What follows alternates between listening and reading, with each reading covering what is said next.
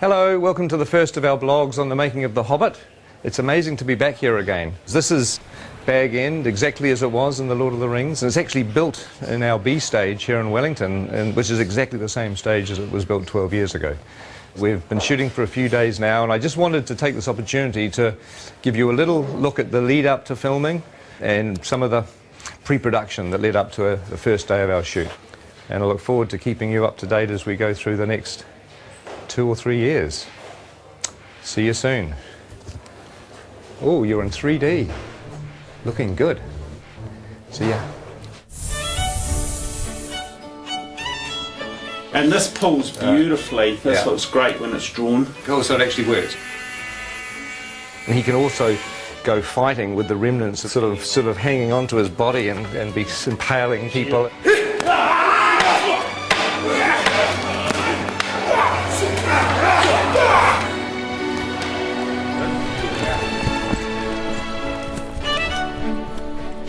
We wanted to create a very non-human shape.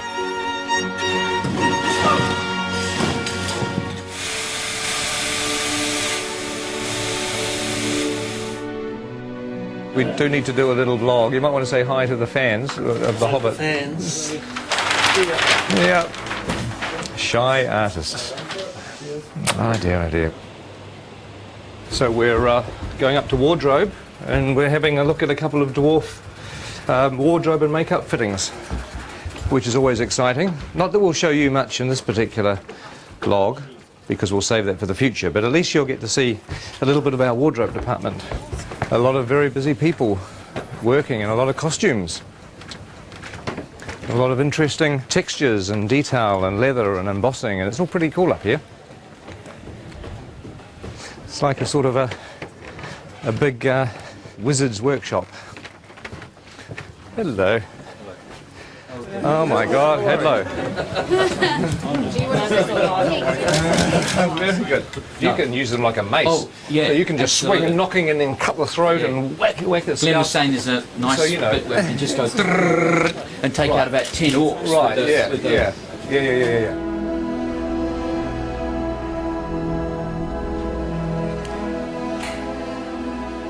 Now this is a familiar set. It's Elrond's chambers, and it's an exact copy of the one that we had in the Fellowship of the Ring. In fact, just over here on the balcony is where the Council of Elrond took place, where the Fellowship was formed and Frodo volunteered to take the ring to Mordor. But also in The Hobbit there's going to be a lot of new bits of Rivendell that we haven't seen before. Some really cool bits of Rivendell actually that will keep us a little surprise for the time being. Now there's an old friend upstairs. Let's just have a quick look. Here we are. I'm sure you'll recognise the statue where Narsil, the broken sword, sits. And of course, in the time of The Hobbit, the sword is going to be here. And it is strange walking around here because it was, 10 or 11 years ago, and I'm used to looking at a set like this on film, and now we're walking back into it again. It's almost like you've stepped inside a movie. It's a very weird experience. When we have a dwarf locked off, this is where we're going to be shooting at the very beginning of our shoot. It's the goblin tunnels below the Misty Mountains. It's a very iconic scene in The Hobbit where Bilbo has an encounter with, well, you know who it's with, don't you, if you read The Hobbit? No need to spoil it for anybody that hasn't. But this is like a little network of caves. Look, there's a whole other little set of passageways down here. It's very claustrophobic. But one of the things we've done in order to be able to shoot the shots is to make sure that all the different walls of the cave can be removed so that our big bulky cameras can actually shoot the angles that we need. Oh my God, look at this thing here. That looks like a foot or an arm. Oh, I don't know. That looks rather creepy, doesn't it? Ooh. Okay. Is this So how many chairs do we need? For instance, should we I reckon Bomber sits at the end, and then there's a slight grapple, and then when you pop down, it's like wah! And then it's like that's the cue. Yes. Yeah. Okay. Now I know it's sort of safe. I can interrupt. This is blocking. This is sort of not really rehearsing, but we're kind of the actors are walking through, and we're sort of talking about what to do with the scene, and it's actually fun because it means when we come to shoot this, we've got a plan. It'd be good if you come forward and then you realise there's something on your foot, and perhaps you try to get rid of it first, you know, and then you kind of. This will be fun. This will be more fun when everybody's in makeup and costumes and dying of the heat. Sort of on the corner of the table, we've got Killy. Awesome. Next to Killy, Philly, and then Dory, and then Nori. Oh my God! Ori, Dory, Nori, Biffa, Bomba, Biffa, Biffa, Loin, Oin, Nori, Dory, Nori. This is a nightmare. We'll have Gandalf here and Thorin, so I thought it would be good to give you this whole doorway to play and be kind of... The fire will be blazing as well. What you have been saying? Oh, is it? Oh, I see. Oh, well, my prediction is it's all going to go incredibly well on the day. Don't you agree?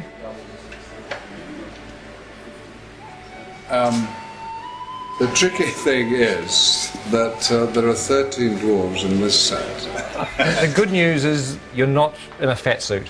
No. I am in a nose and false eyebrows, a wig, a moustache and a beard, but you're right, no fat suit. You're way ahead. Yeah, you're a winner. You're a winner every step of the way. And we can stick a fan up your robe just to sort of give you a bit of air conditioning. Promises. Well, that's going to work with a little bit of finessing. That's going to kind of work.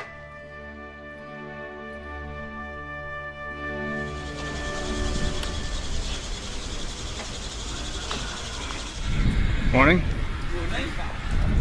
Morning. Morning. How are you? Morning. So I'm officially the first person in the makeup chair on The Hobbit. Officially. That's amazing. That's something, isn't it?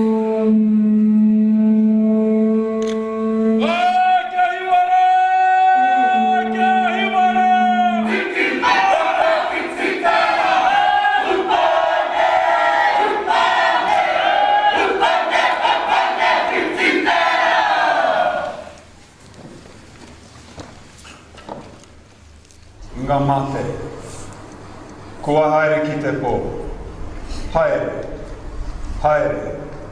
haere, atura. My name's Richard, I'm from London, England.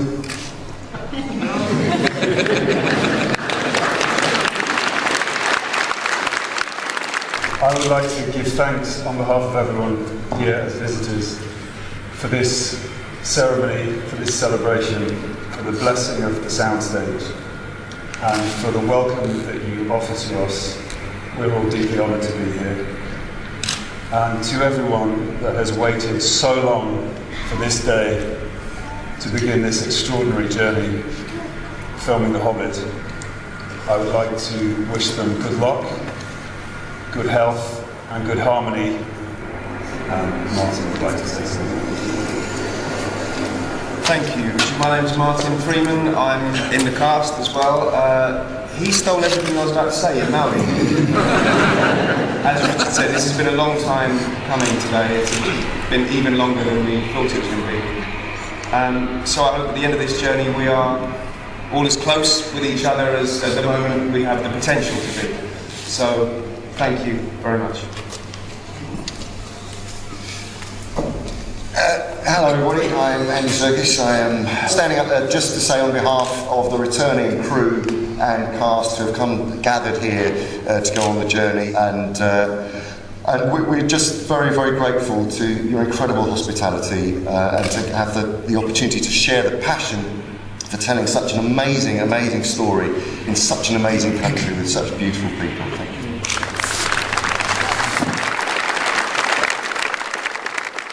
You know, for a long time I thought that going back to the amazing experience of Lord of the Rings wouldn't be a good idea. But really, you know, now I've come completely around, because films are stressful and they're hard to make, but ultimately what makes them fun is the people that you work with. And the fact that, you know, we're going to be working with a lot of the old gang, with a lot of friends, and obviously making some new friends is really the point of being here. So I'm extremely thrilled. If somebody came up to me today and said that we could carry on pre-production for another 6 weeks, I'd say no, no. Hell no, let's just start shooting.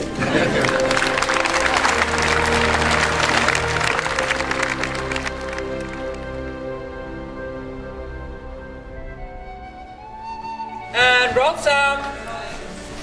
And action.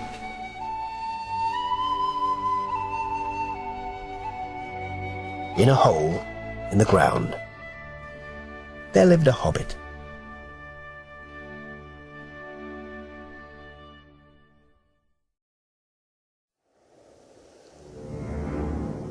Sky darkens.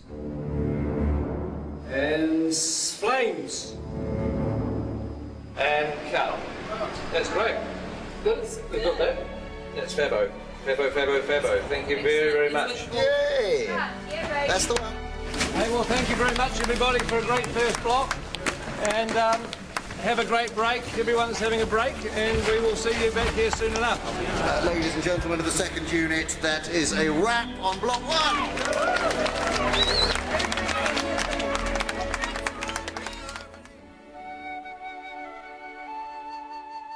So we're just going to get one more pick-up in Bag End. Hello. Yep. Come on. Oh, sorry, hi, Pete. Hey, Andy. Come on in. Just wanted to do one more pick-up in here, if that was all right. What's this? Oh, this is the video blog pickup. Yeah.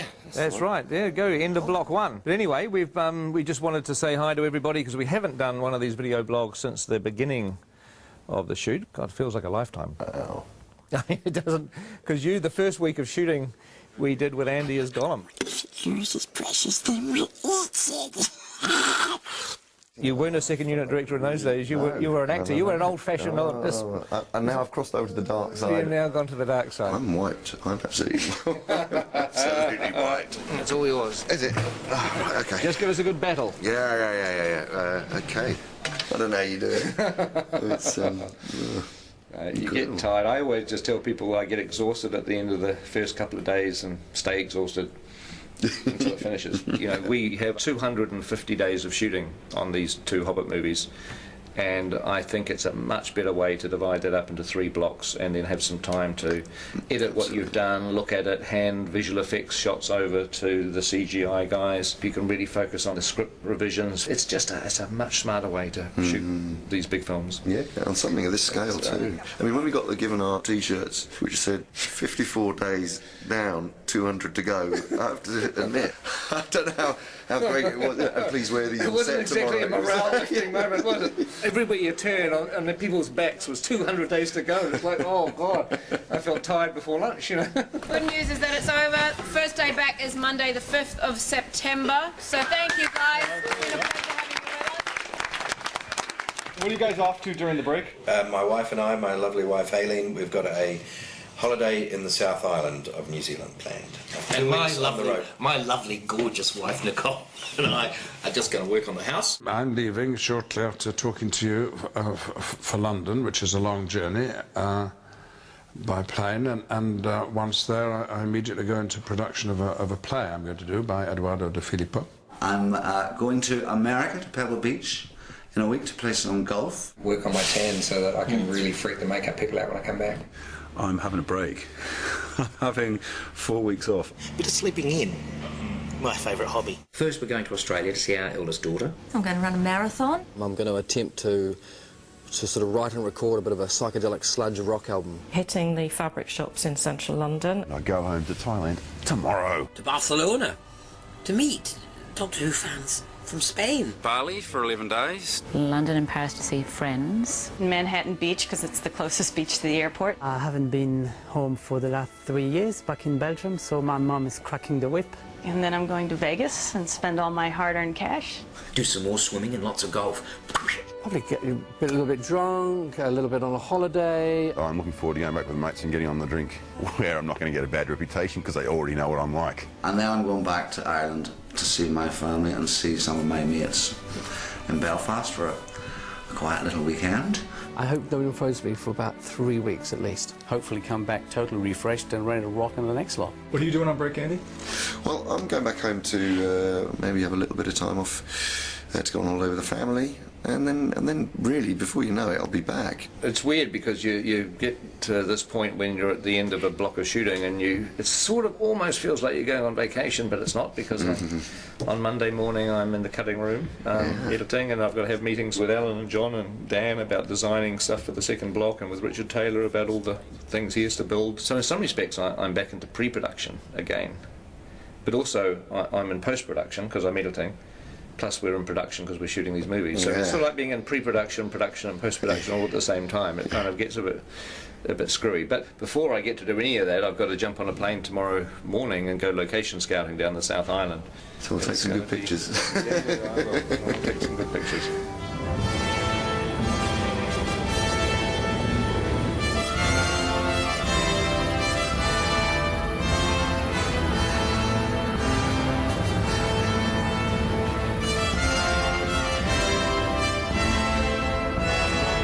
Since we're going to be doing location shooting during our next block of shooting, it's really time to have to nail everything down. Well, on the recce there'll be, it's usually about 17 of us that go. We get around in 5 helicopters usually. It's quite a spectacle when we turn up. Peter, Caro, Zane, Bridget, Andrew, Dan Henner, Simon Bright, art director, Steve Ingram, John Howe, Alan Lee, Eric Sandin, we have Tony Keddy, the grip, Reg Garside, gaffer, myself, location scout Dave Comer joins us, and Peter's assistant Sebastian, the ever faithful Sebastian's there. Here on the mountains I put my hand out and a cup of tea slides into it. That's what we like. There's even a Starbucks up here in the Southern Alps. Slippery, hard to walk, and juggle a cup of tea at the same time on this sort of... I know, no mean feat.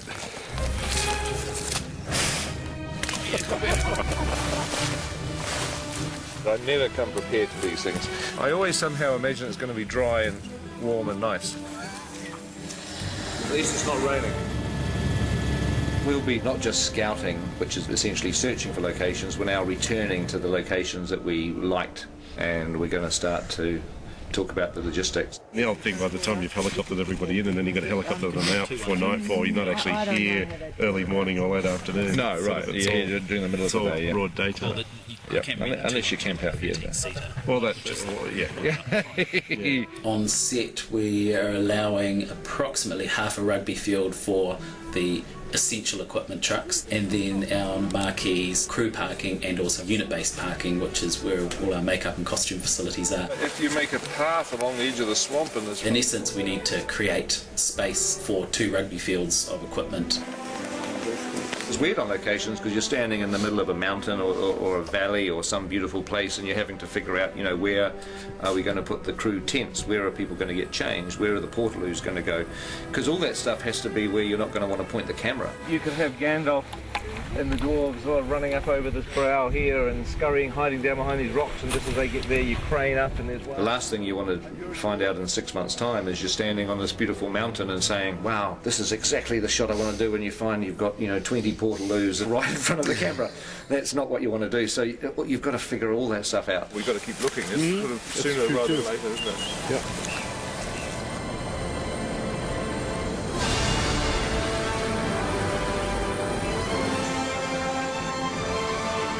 We'll be flying, I don't know, maybe 30 locations, 7 locations probably. We're shooting locations around the Mackenzie country, around wilder landscapes below Mount Cook. And we will also be shooting around Dunedin Way, more beautiful stone, rock, wild country, and that's quite exciting because that's an area of Middle Earth we haven't visited before. That big rock could be part of a house, couldn't it? Yeah. Where we're scouting presently for the edge of Mirkwood and the Anduin grasslands is south of Queenstown. It's pretty incredible. And shooting that? We're still searching and trying to work out how we're going to shoot Lonely Mountain, Misty Mountain parts. Lonely Mountain should be by itself, but you can look over in that direction there. There's still a few rivers that we're scouting for. I think we're getting pretty close to photographing every decent river in New Zealand now. It would be quite funny to have 13 barrels all in the middle of this thing. Yeah, with the guy shouting, come on, get on with it. Come on, move ahead, get on, go faster. Is it a floater? It's quite heavy.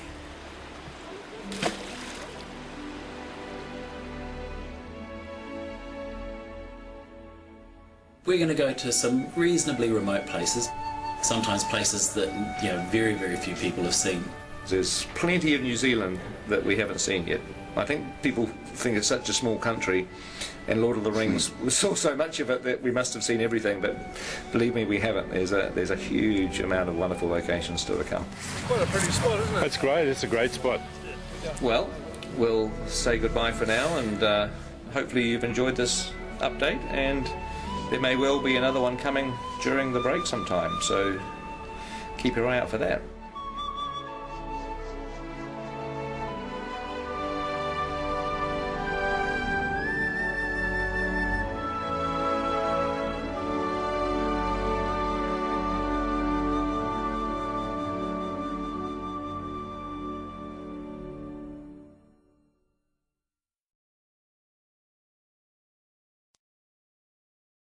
Hello and welcome to our next video blog.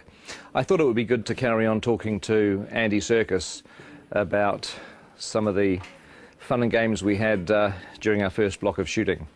Andy?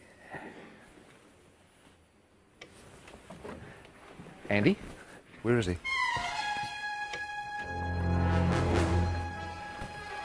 Andy! What is this place? This isn't Wellington. Where am I? Isn't this where James Bond crashed his Aston Martin in 1964?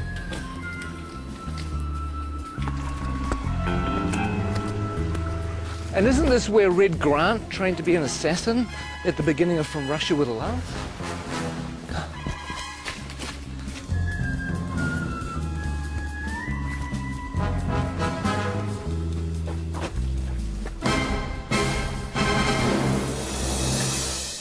You know what? I think we should just run the blog anyway.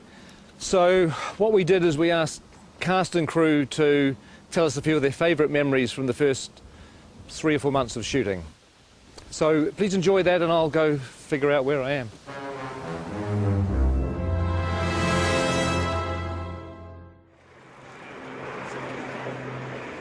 What are the things that stand out for you the most from the first block? I think for me my favourite stuff we've done so far has been Gollum's Cave. Was that precious? The way that Pete did that scene, it felt like I was watching a play. It was sort of like you could just sit back and watch these amazing guys do their thing. Him and Martin together were fantastic. It was really cool. Trying to get back into the head of Gollum. I don't know if I ever told this, but it felt like kind of doing an impersonation of a character that I played. Yes. A long time. It was weird because it was like, having to re-own it again. Yeah, it was pretty cool. It was a nice way of starting. I felt sorry for Martin because he was suddenly thrust into having to find the character of Bilbo and have to deal with you for a whole week, going at him the whole time. It must have been a bit intimidating. Blazes and splashes. It's a meaty mouthful. Yeah. It's going to be a good movie. Check it out. After 2 years of, oh my God, when are we ever going to shoot this film? We had 13 dwarves and a hobbit. We might have had a wizard as well. And suddenly, it's real. Seeing the sets were like amazing. That was true. I mean, coming to Bag End for the first time and walking through. That was our first day, wasn't it? It was, First day on the job. That was amazing.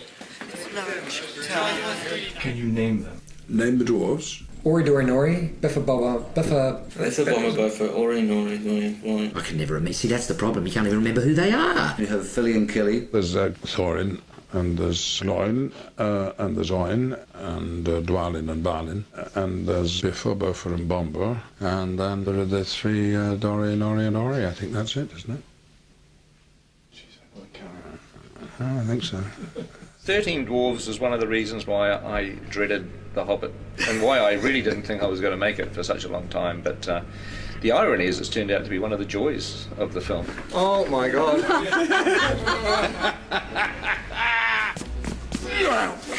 What a challenge. I mean, 13 heroes, or 14 with Bilbo. They all have to be differentiated in a way that isn't necessary in the book, but if you keep seeing them, you want to know who they are and specifically and what their attitude is and why they're on this journey. We need to move now! Come on! Some of the best memories were in getting the dwarves ready. Everybody has helped these actors kind of find their way through lots of rubber and lots of hair. Walking through wetta and getting to see our designs and going, actually, God, I look amazing. I look the most amazing of anyone. That was probably the best day, wasn't it? Mm-hmm. Yeah. When you all said, gee, Jed's amazing. That's an amazing We sign. did, yeah. Some of them actually look pretty bad before they get into the prosthetic. Some of them, in fact, for some of them, a prosthetic is making them look better, to tell you the truth, which says something. Mark Hadlow, for example, springs to mind. I have this lovely bit down here, and then this moustache that comes up here. I look stunning. I actually look, I should be in centrefold. One of the things that quite early on we discovered was that Mark Hadlow likes to dress up in costumes, mainly sort of military type things. And the really weird thing about his sailor outfits is that below the waist, nothing. But again, you know, he's a nice bloke though. A little bit to cut. A little bit to cut. One of them doesn't have to wear a beard. Yeah, well, we're all very, very jealous of that. Actually, he is the Aidan Turner. He's the sexy dwarf. I don't even think he's got a beard, actually. Mainly because he's not old enough to grow one. He's the hot one, I suppose, if you like that kind of thing. But if you like knitted cardigans and knitted mittens, then I'm your fella. If there was a boy band in Middle Earth, he would be the leader of the Robbie Williams of the dwarf world. Whereas you'd be roadie, I think. Yeah, the roadie. Bond would be a roadie. I think when people see the beards are going to come back in big time. They are. Huge. Give us a kiss. Gelek Dashwood Bar. Gelek Dashwood Bar. We've all learnt a bit of the dwarf language, Cosdor, so we all have a kind of selection of words to fall back on, curses and battle cries. And when we speak dwarvish to each other most of the time when we're on set. Okay, here goes. And Peter can guess what it is, and then I'll tell people. Caused Belcour. Caused Belcour. Caused Belcour. Peter? It means mighty dwarf.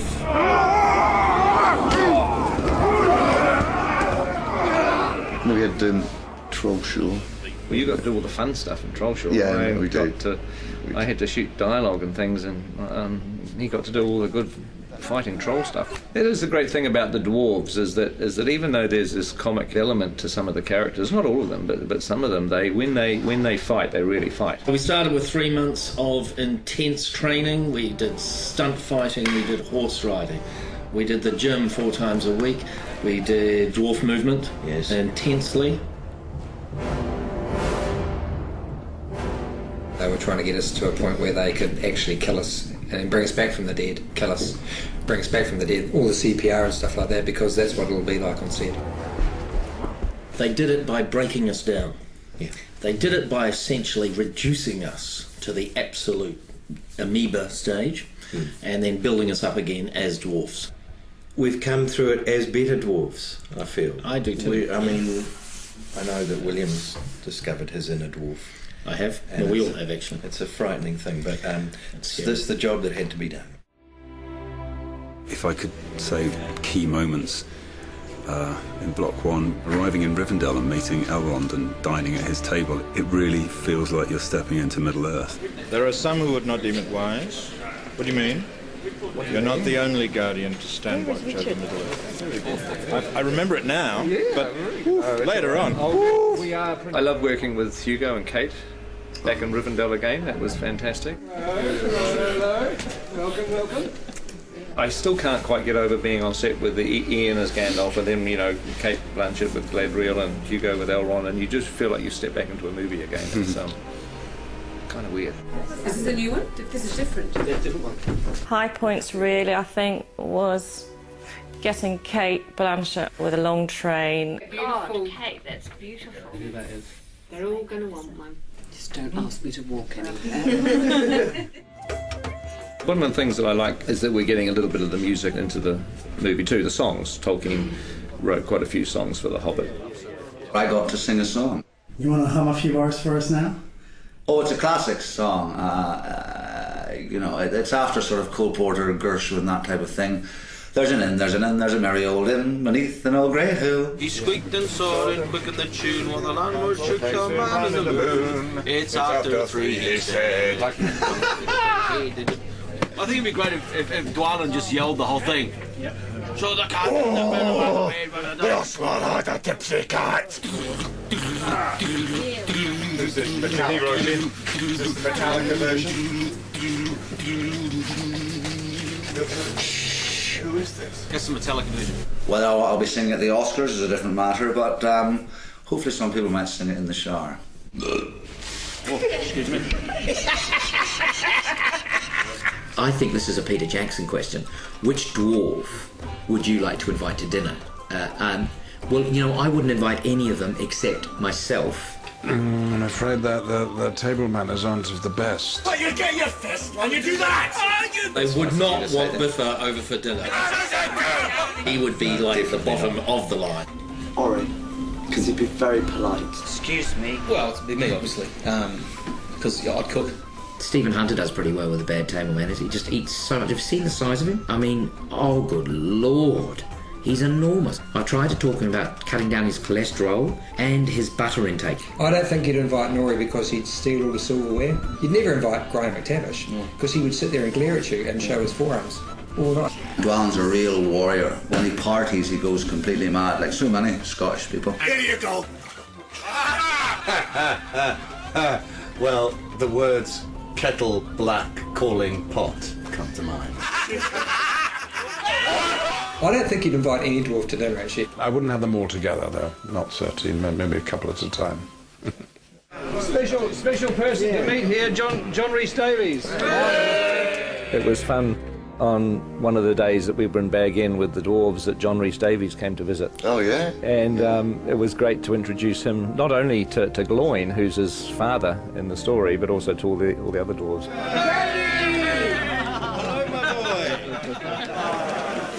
It's just like coming home to family.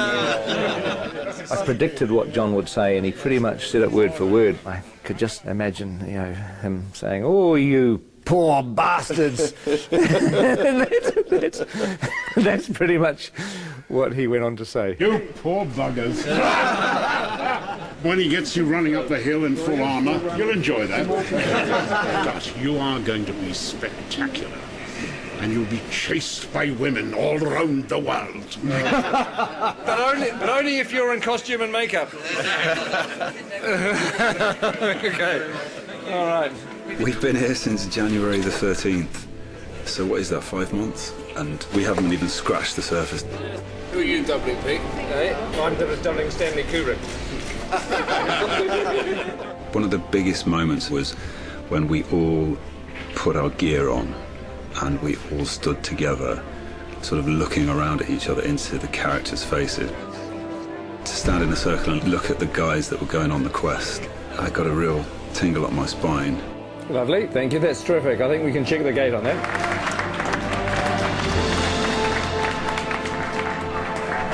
Thank you very much. Thank you, guys. Thanks, guys. Thanks very much. Thank you. Bittersweet moment, but it's time to leave. Hasta la vista.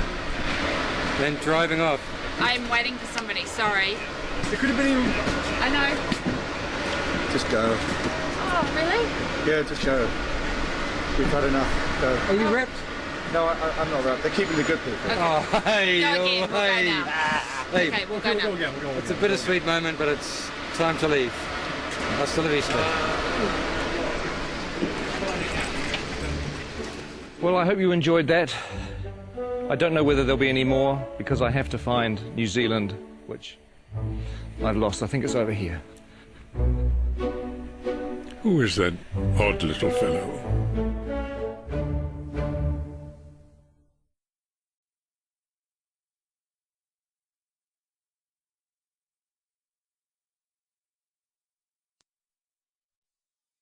Action.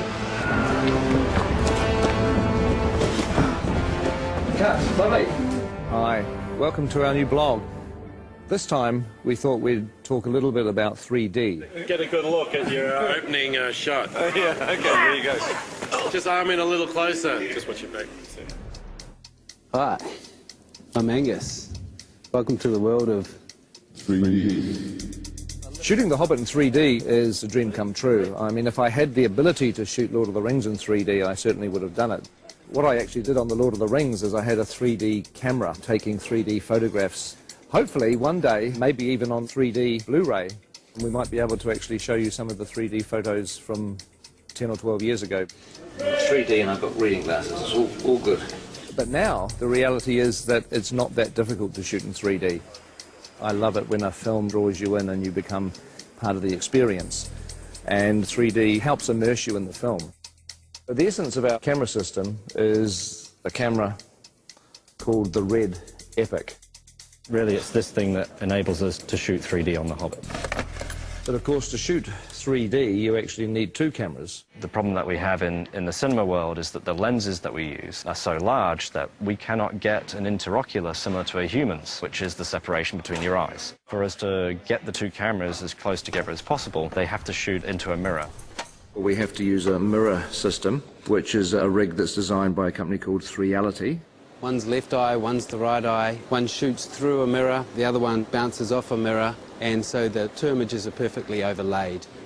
With using two eyes, we can move the cameras apart, and also, more importantly, is find a convergence point. For example, see around someone's face, just like you're looking at a friend.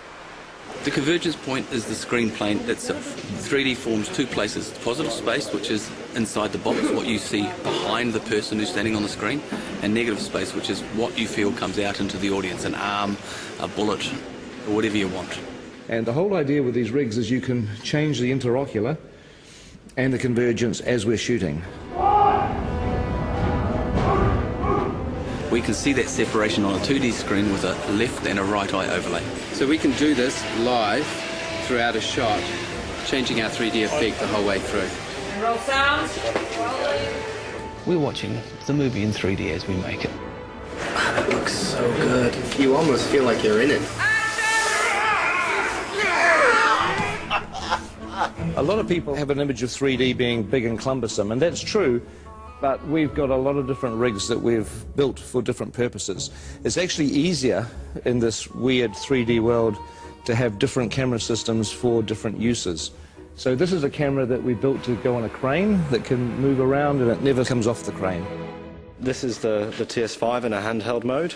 It's our main workhorse camera. It's light, it's small, so it allows Peter to get into very tight, narrow corridors and caves as if he would with a 2D camera. Oh, yes, yes, yes. You know, mobile camera work has always been very important for the films that I've made, and the last thing I wanted to do when we went to 3D was to restrict or change the shooting style. So with the camera doing the help as well, you don't need me to do much.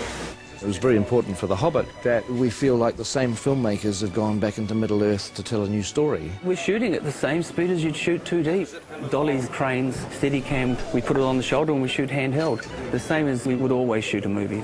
Of course, once you've got 3 or 4 cameras for main unit, you need 3 or 4 cameras for second unit, which is 8 cameras, which is really 16 cameras.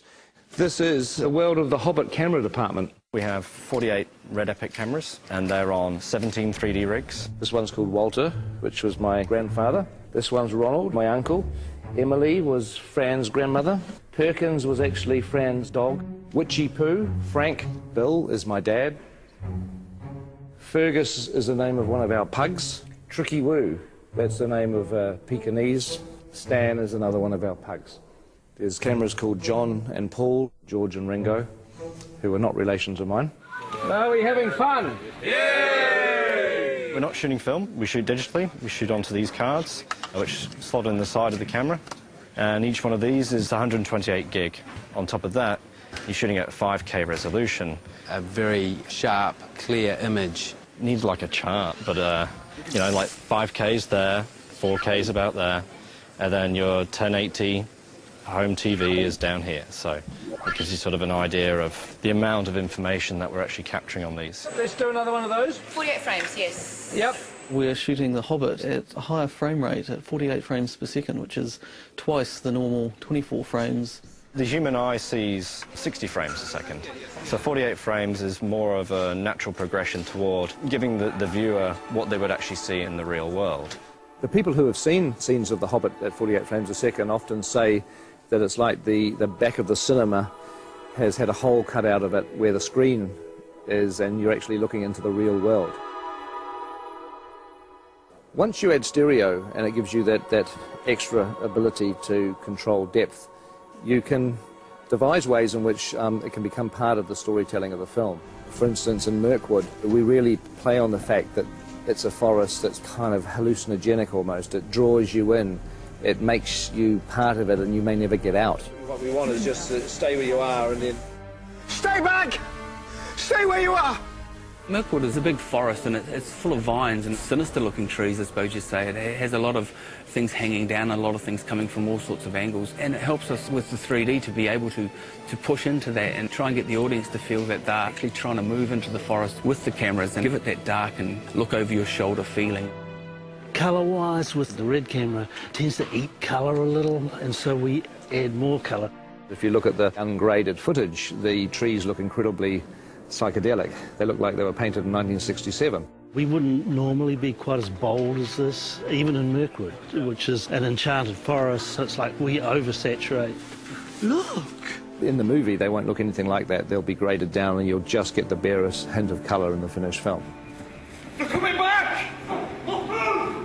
3D 48 frames is pretty unforgiving, and we have to change our whole way to go about coloring these things, because what we found out in early tests that if there wasn't enough red in these pieces, they would punch up yellow and react differently than normal skin with blood running through it. So here's an example. This is Graham McTavish as Wallen, and we've had to add a lot of red tones to his makeup. So if you notice, if you stick your hand up next to your face, how incredibly pale this man is right now. I've barely seen daylight for the last 6 months, that's fine. Yes. So we have to add the blood in the piece to make him look like a normal flesh tone. It looks freaky now, but on film it's going to read beautifully. Fingers crossed. With the 3D HD stuff, it is amazing how when people's hair moves around on the wigs, it has to actually be the real thing. It has to be real hair. And you find, because the number of frames a second you're using and so on and so forth, if you've got real hair moving around, it just looks real. I've never worked on a film that's 48 frames per second and uses the cameras that we're using. It's challenging to look for fabrics that work. I know full well that a fabric that we bought ages ago for a dressing gown for Bilbo would probably make people feel sick if they saw it on camera. It's got spots on it with a little spot inside it, and it would just be like someone throwing stones at your face, I think. So I've avoided that fabric like the plague. It's in very poor taste!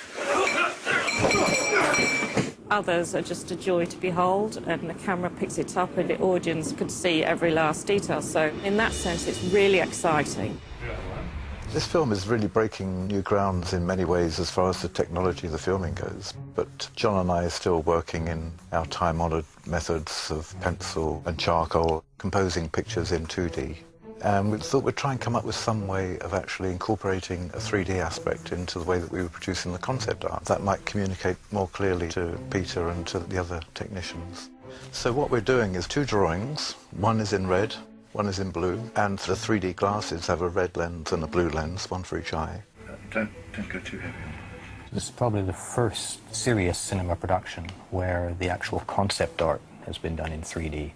Rather than sharing just the same office, we're actually sharing basically the same vision. Vision, yeah.